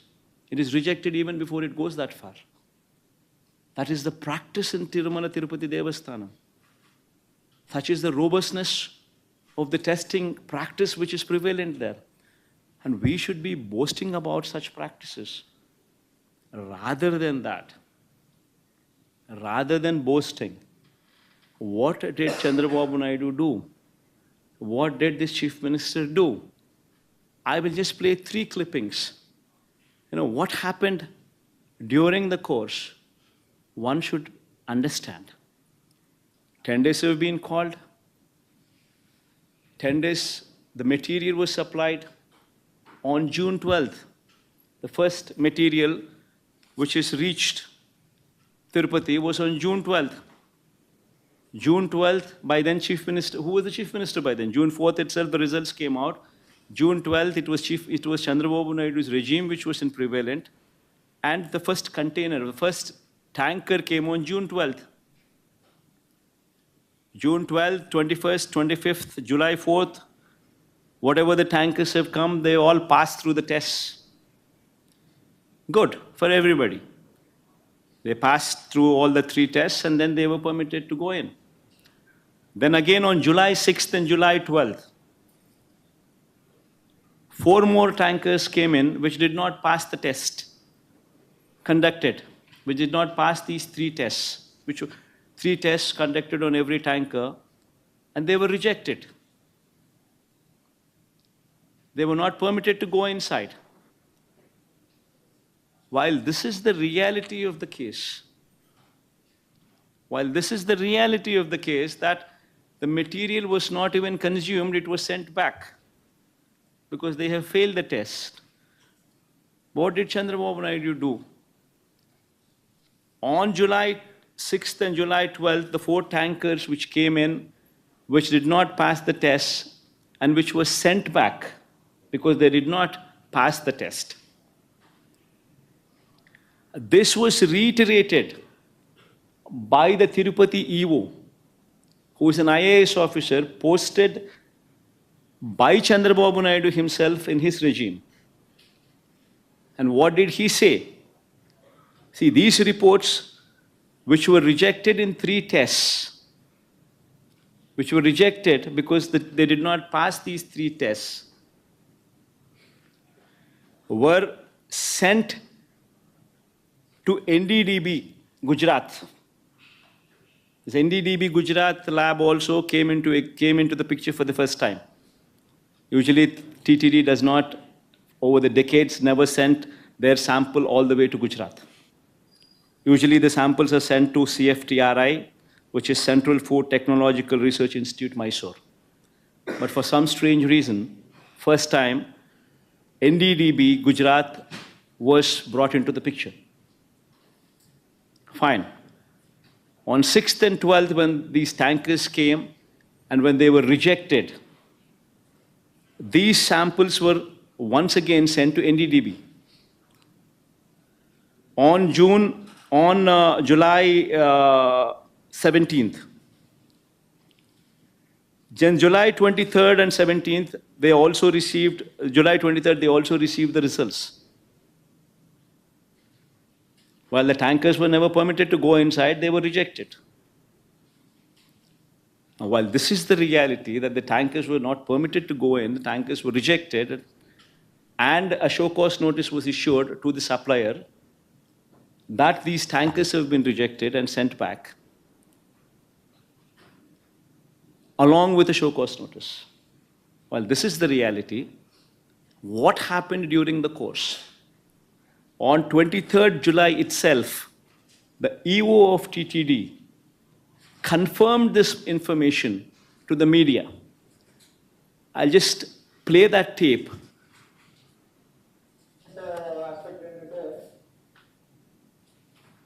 Case అనేది మనకు తెలిసిందే కానీ ఎరామా అనేది మనకి కరెక్ట్గా ఉండాలి, quality లేకపోతే మేము మీద చర్యలు తీసుకుంటాం. అందరి మేనేజ్మెంట్ వాళ్ళు వచ్చారు, ఒక్కొక్కరు మాట్లాడుకుంటారు. చెప్పిన తర్వాత కొంతమంది ఇంప్రూవ్ చేశారు. ఆ శాంపుల్స్లో అడల్టరేషన్ ఉందని తెలియదు. అడల్టరేషన్ ఏం అడల్టరేషన్ ఉందంటే వెజిటబుల్ ఫ్యాట్స్. వెజిటబుల్ ఫ్యాట్స్ అంటే వనస్పతి అంటాం కదా, వెజిటబుల్ బియర్ వనస్పతి తెలిసిందని తెలిసింది. ఆ సప్లైకి లాకింగ్ చేయడానికి షోకాస్ నోటీస్ ఇవ్వడం జరిగింది. ఈ టెండర్ ట్యాంకర్స్ కూడా 2 ట్యాంకర్స్ ఉన్నాయి, ఆ 2 ట్యాంకర్స్ కూడా రిలీజ్ చేయడం జరిగింది. The EO on July 23rd itself categorically told very clearly that the samples did not pass the 3 tests. The samples were sent to NDDB, and these tankers were rejected. So that means the government was aware that the tankers have been rejected and the material was not consumed. In spite of this,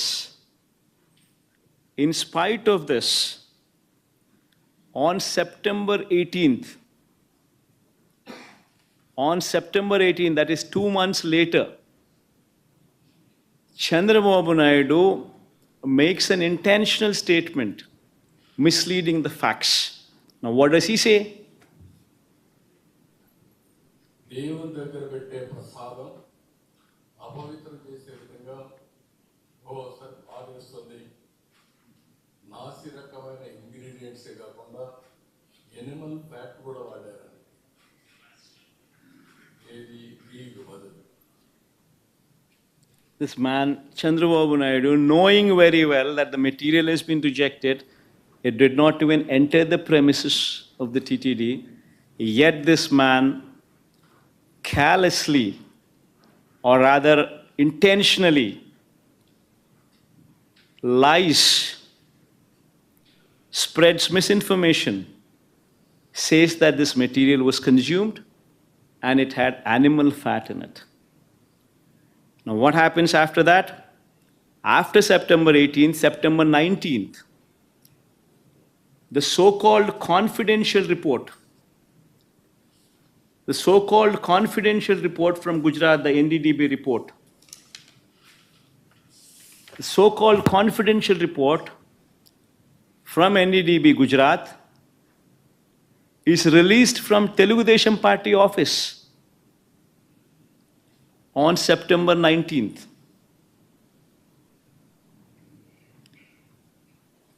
And even in that report, there is a disclaimer which clearly says that this report is not accurate. This report very clearly says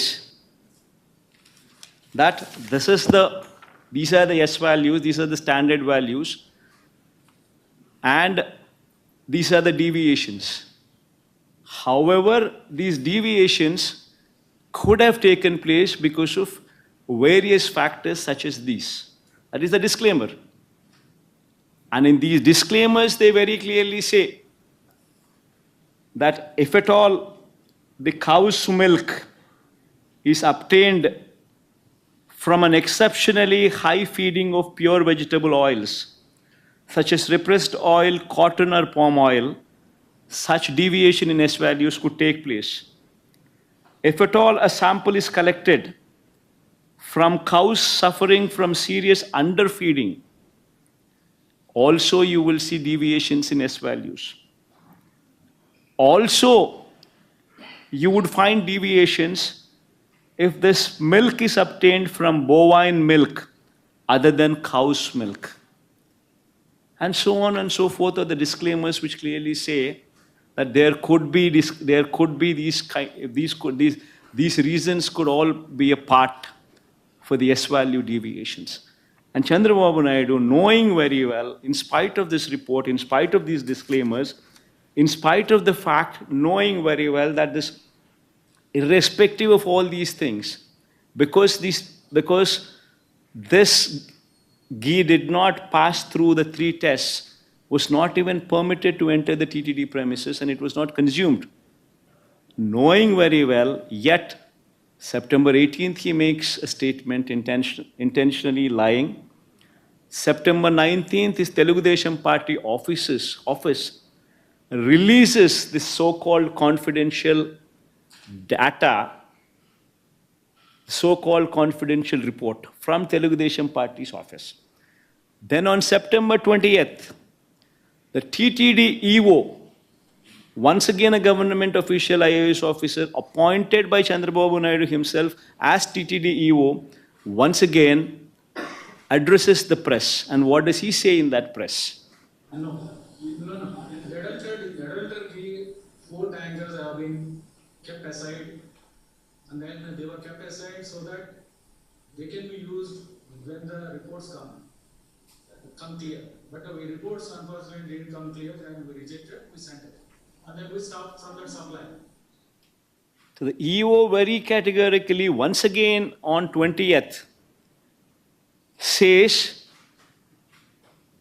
that these tankers were rejected and sent away. And they were not used.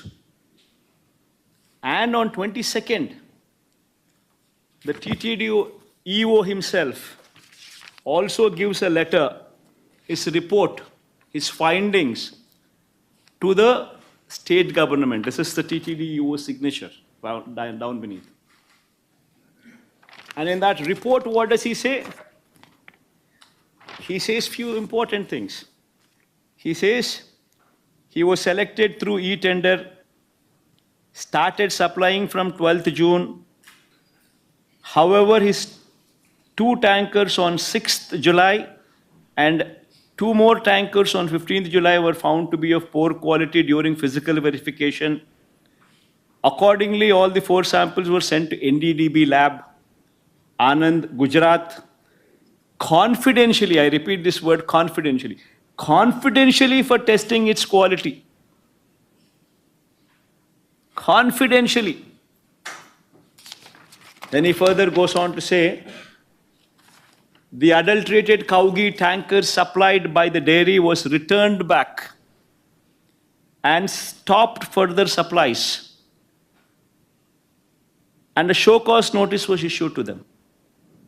So he once again reiterates his stand, reiterates and says the facts that these 4 tankers were rejected, they were not permitted to go inside, and they were not consumed.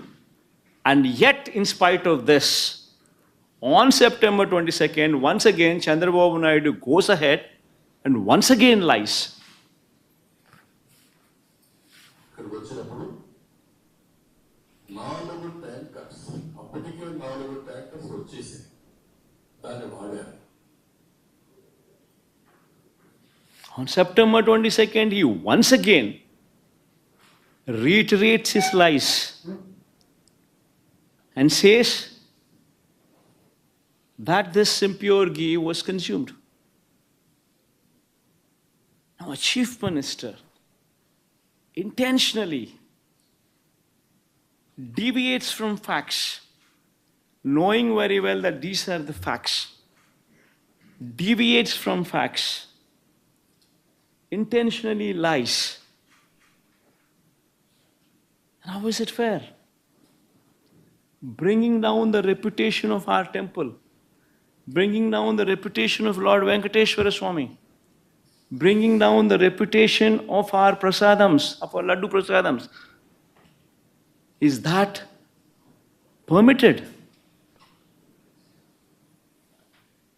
Is that permitted? I ask the so-called BJP party, which actually boasts themselves as representatives of Hindutva, as representatives of Hindu religion. I ask BJP one serious question. If you're sincere, if you're truly representatives of Hinduism, would you support this? A chief minister intentionally lying, bringing down the reputation of Lord Venkateshwara Swami, bringing down the reputation of Venkateshwara Swami's prasadams, intentionally for political gains.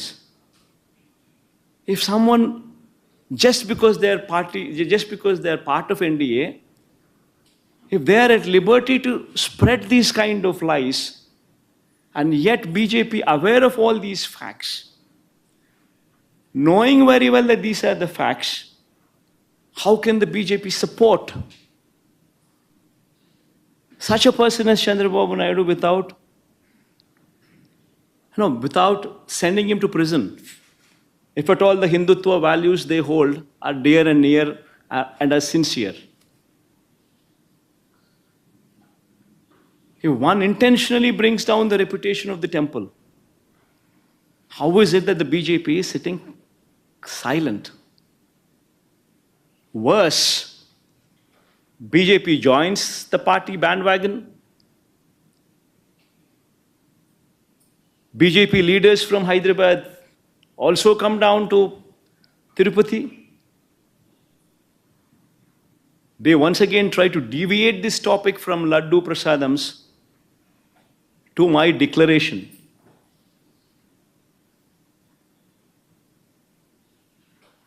I seriously ask, all these people I ask, repeatedly these people say, what is my religion?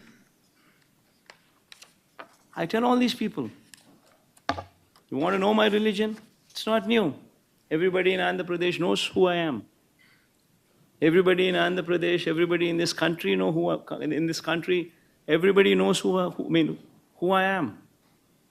Everybody knows who my father is. Who is my father?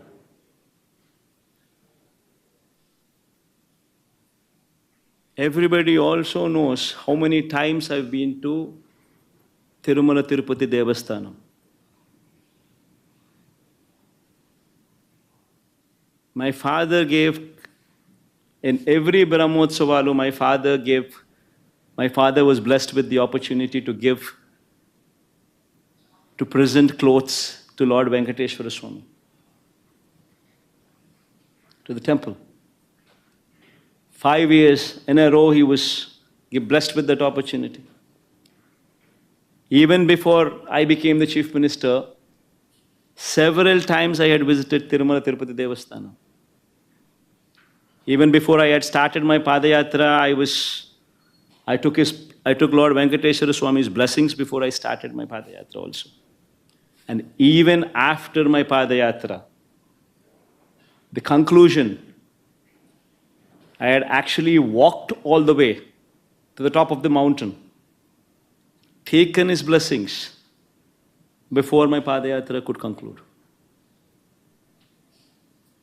And later I became the chief minister. And 5 years, every Brahmotsavu, I was blessed with the opportunity to present the clothes.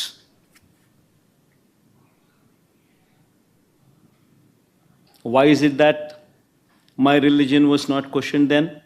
Why is it that my declaration was not a question then? I accompanied the Prime Minister. I accompanied all these people.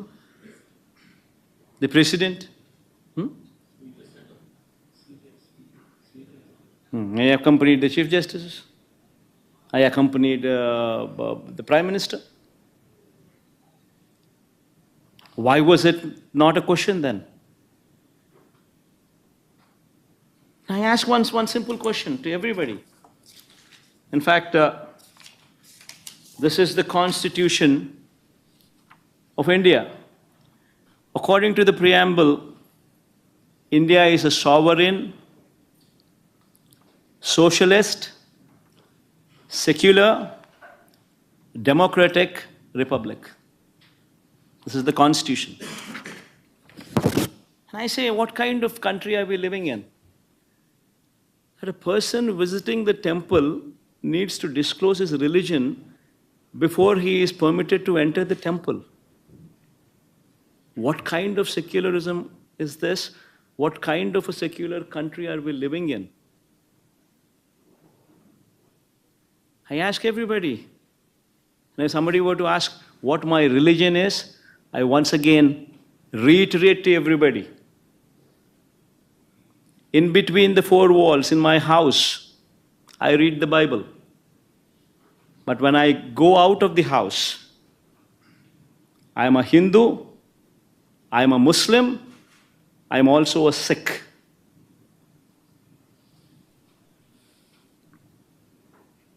I practice their religion, I respect their religion. I am an Indian. Someone were to ask what my religion is, humanity is my religion. You want to have a declaration on that? Please go ahead and have that declaration as mine. Humanity is my religion. One should seriously start contemplating as to where they stand on secularism, what this country stands for. If someone like me who was served as a chief minister is given these kind of notices,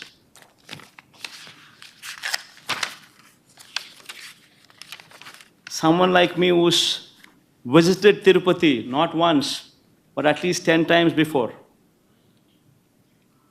as a chief minister and before that as well, today for political reasons is being given these kind of notices.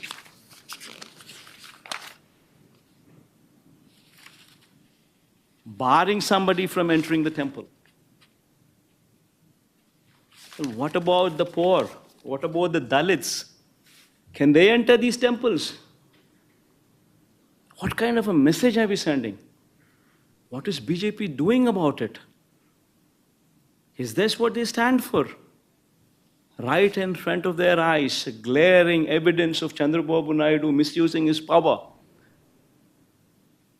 bringing down the reputation of our temple, bringing down the reputation of our prasadams, intentionally lying for political gains, and yet that person is permitted to go scot-free. BJP does not do anything about it, and yet they say they are representatives of Hindutva. Hindutva stands for humanity. This is the first thing what anybody should understand. I think I rest my case here. Sir, declaration ఇవ్వాల్సి వస్తుందని వెళ్ళలేక తిరుమలకి లేకపోతే ఇతని దాడి జరుగుతుందని ఈ మాదిరిగా అందరికీ నోటీసులు ఇచ్చి ఈ మాదిరిగా నోటీసులలో వాళ్ళు రాసినది కూడా నేను చదివి వినిపించే కదమ్మా. ఏమని రాసినారు ఈ నోటీసులో? వాళ్ళు రాసినది 27/9/24 తేదీన రాజశ్రీ మాజీ ముఖ్యమంత్రి వర్యులు శ్రీ వైఎస్ జగన్మోహన్ రెడ్డి గారు తిరుమల తిరుపతి సందర్శన ఉన్నందున సదరు కార్యక్రమానికి అనుమతి లేనందున మీ ఆధ్వర్యంలో కార్యకర్తలతో మరియు మీ సొంత వాహనాలతో బయలుదేరి తిరుపతికి చేరుకొని వారు నిర్వహించే కార్యక్రమంలో పాల్గొంటారని సమాచారం. కావున అనుమతి లేని పైన తెలిపిన కార్యక్రమం యందు పాల్గొనటం చట్టరీత్యా వ్యతిరేకమని తెలియచేస్తూ ఇస్తున్న notice. This is what these notices are. Now you tell me. ఒకవైపున మా వాళ్ళందరినీ ఈ మాదిరిగా అందరికీ నోటీసులు ఇస్తున్నారు, చట్ట వ్యతిరేక కార్యక్రమం కింద కేసులు పెడతామని అంటున్నారు, చట్ట వ్యతిరేక పని, చట్ట వ్యతిరేక కార్యక్రమం అని చెప్తా ఉన్నారు. మరోవైపున పక్క రాష్ట్రం నుంచి బీజేపీ వాళ్ళని కూడా అక్కడ పిలుచుకొని వచ్చి వాళ్ళు లా అండ్ ఆర్డర్గా గొడవలు క్రియేట్ చేయడం కోసం, రిలీజియస్గా ఒక టాపిక్ డైవర్ట్ చేయడం కోసం చంద్రబాబు నాయుడు చేసిన తప్పును కప్పిపుచ్చుకునేందుకు,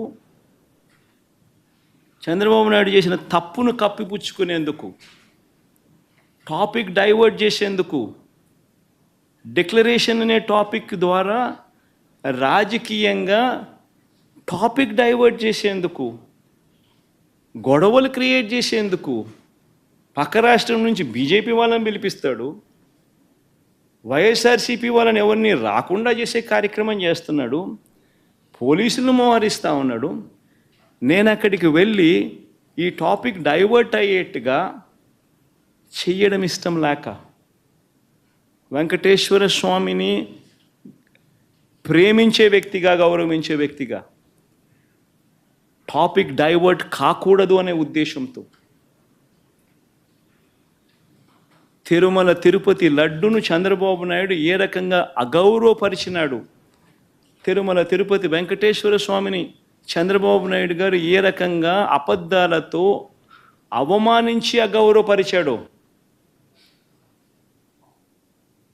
ఆ చేసిన ఆ తప్పు సాక్ష్య ఆధారాలతో సహా బయటికి కనిపిస్తూ ఉన్న ఈ సత్యం బయటికి రావాలి. చంద్రబాబు నాయుడు చేసిన ఈ పాపం కడగబడాలి. ఈ పాపం రాష్ట్ర ప్రజల మీదకి రాకూడదు. పాపము చేసిన చంద్రబాబు మీద మీ దగ్గరే కట్టడి కావాలి.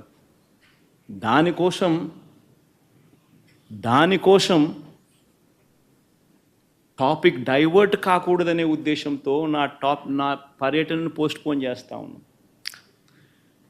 రాష్ట్ర వ్యాప్తంగా ఉన్న ప్రతి వైఎస్ఆర్సీపీ అభిమానించే వాళ్ళే కాదు, రాష్ట్ర ప్రజలందరూ కూడా, రాష్ట్ర ప్రజల శ్రేయస్సు కోరే ప్రతి ఒక్కరు కూడా, అందరినీ కూడా నేను కోరుతా ఉన్నా, మీ ప్రాంతాలలో, మీ నియోజకవర్గాలలో, మీ గ్రామాలలో, మీ గుళ్ళల్లో పూజలు చేయించండి.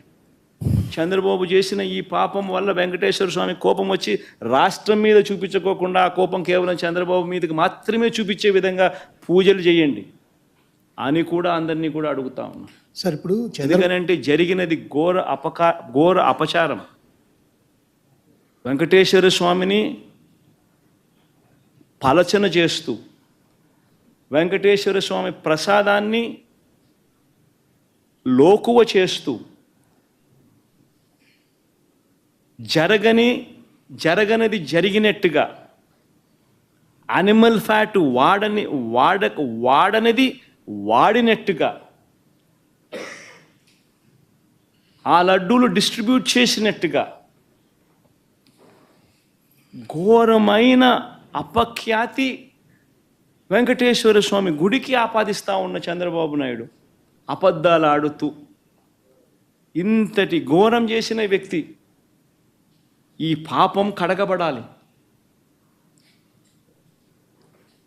దానికోసం నేను రాష్ట్ర వ్యాప్తంగా నేను గుడులకు పోకపోయినా పర్వాలా, రాష్ట్రంలో ఉన్న ప్రతి మారుమూల ఉన్న గుళ్ళల్లో కూడా పూజలు నిర్వహించమని చెప్పి అందరికీ కోరుతా ఉన్న ప్రజలకు, వైఎస్ఆర్సీపీ అభిమానులకు అందరికీ కూడా ఆ పాపం వెంకటేశ్వర స్వామి కోపం రాష్ట్రం మీద, రాష్ట్ర ప్రజల మీదకి రాకుండా కేవలం పాపం చేసిన చంద్రబాబు నాయుడు వద్దనే అది కట్టడయ్యేట్టుగా దీనికోసం సార్, చంద్రబాబు కుట్ర చేశారు మీకు వ్యతిరేకంగా, మిమ్మల్ని డిఫేమ్ చేయడానికని మీరు ప్రధానమంత్రి గారికి లెటర్ రాశారు. దాదాపు లాస్ట్ శుక్రవారం రాశారు. ఇప్పటి వరకు ఏం రెస్పాండ్ కాలేదు. ప్రధానమంత్రి ఇక్కడ ఒక పెద్ద పుణ్యక్షేత్రంలో ఒక మతపరమైన విద్వేషాలు రెచ్చగొట్టే విధంగా కార్యక్రమాలు జరుగుతూ ఉన్నాయి. దీన్ని ఎలా చూస్తారు? అందుకే చెప్తా ఉన్నాను కదా, బీజేపీ వాళ్ళకు నిజంగా హిందుత్వం అనే దాని మీద నిజంగా వాళ్ళు టార్చ్ బేరర్స్ అని చెప్పుకునే నైతిక హక్కు నిజంగా వాళ్ళకు ఉంటే, వాళ్ళలో సిన్సియారిటీగానే ఉంటే, ఇంత ఘోరం చేసిన చంద్రబాబు నాయుడును రిప్రమాండ్ చేయకుండా, ఇంత తెలిసి అబద్ధాలు ఆడుతూ తిరుపతి పేరు ప్రఖ్యాతలను మంటగలిపిన ఈ వ్యక్తిని చూస్తూ వాళ్ళు ఎలా ఊరుకుంటున్నారు అని వాళ్ళని ప్రశ్నిస్తున్నా. వాళ్ళల్లో నిజంగానే హిందుత్వం మీద వాల్యూస్ ఉంటే, సిన్సియారిటీ ఉంటే ఇలాంటి వ్యక్తిని తిట్టాలి, బహిర్గతంగా తిట్టాలి. ఇలాంటి తప్పులు చేయడం అన్యాయము, ధర్మం కాదు అని చెప్పి గట్టిగా బుద్ధి చెప్పాలి, గడ్డి పెట్టాలి. కానీ అలాంటివి ఏవీ చేయకుండా, చేసినవాడు మనవాడు కాబట్టి వాడు ఏం చేసినా కానీ పర్వాలేదు అని చెప్పి వాళ్ళు వదిలేస్తే ఏ రకమైన మెసేజ్ పంపిస్తూ ఉన్నారు? హిందుత్వానికి వీళ్ళు ప్రతినిధులా? ఏ రకమైన మెసేజ్ పంపిస్తూ ఉన్నారు?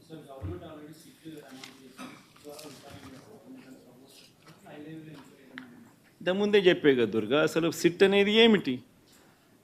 కళ్ళు ఎదుటే కనిపిస్తూ ఉన్నాయి సాక్ష్యాలు, ఆధారాలు.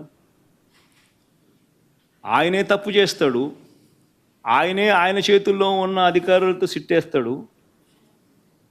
అది ఏ రకంగా ఆ సిట్టు వల్ల న్యాయం జరుగుతుంది? కంటికి కనపడతా ఉన్న సత్యాలు ఇవన్నీ కూడా, తప్పు చేసినాడని కనిపిస్తూ ఉన్న సత్యాలు కూడా. ఇవన్నీ నేను చెప్పినటువన్నీ కూడా వాళ్ళ ఈవో ఇచ్చిన స్టేట్మెంట్లు కానీ, వాళ్ళ ఈవో ఇచ్చిన వాళ్ళ రిపోర్టు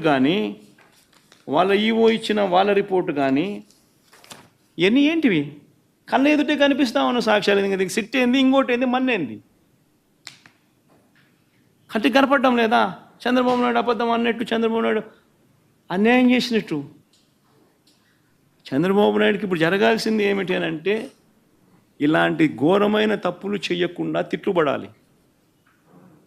మతాన్ని, దేవుడిని రాజకీయాల్లోకి తీసుకొని రాకూడదు అన్న బుద్ధి జ్ఞానం చంద్రబాబు నాయుడుకు పడాలి.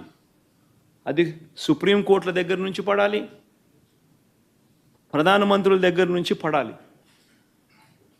అప్పుడే ఈ మనిషిలో జ్ఞానోదయం చెంది కొద్దో గొప్ప మార్పు వచ్చి ఈ మాదిరిగా మన గుడులను, మన పరువును, మన ప్రతిష్టను, మన ప్రసాదాన్ని మనమంతట మనమే పెంచుకోవాల్సింది పోయి, గొప్పగా చెప్పుకోవాల్సింది పోయి, ప్రసిద్ధి ఇంకా పెంచాల్సింది పోయి, మనమంతట మనమే మన గుడిని, మన ప్రసాదాన్ని, మన ప్రతిష్టను మనమే ప్రపంచానికి పలచన చేసి చూపించుకుంటా ఉన్నాం. ఇదెక్కడ హిందుత్వం అండి? ఇదెక్కడ హిందూయిజం అండి? హిందూయిజం అంటే ఇదే, మన దేవుని మనం తగ్గించుకోవడం, మనమంతకు మనమే మన లడ్డూ గురించి తప్పుడు ప్రచారాలు మనం చేయడం, రాజకీయ లబ్ధి కోసం మనమే అబద్ధాలు ఆడడం. ఇదెక్కడ హిందూయిజం అండి? సార్, మీ ప్రభుత్వ హయాంలో పనిచేస్తున్న సుబ్బారెడ్డి గారిని వీళ్ళందరినీ ఇరిగిస్తానికి సిట్ వేశారంటారా?